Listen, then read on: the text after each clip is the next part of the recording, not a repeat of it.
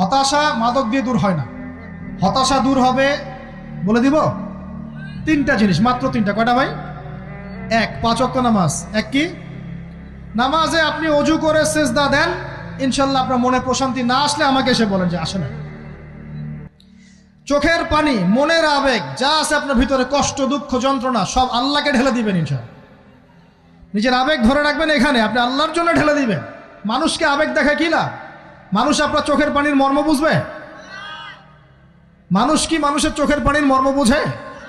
আপনার পিতা যদি মারা যায়, আমার কাছে এসে দোয়া চান কান্নাকাটি করে, আমি দোয়া করতে পারবো, কিন্তু আমি কিন্তু আপনার ফিলিংসটা বুঝতে পারবো না। আপনার অনুভূতি কে বুঝতে পারবেন?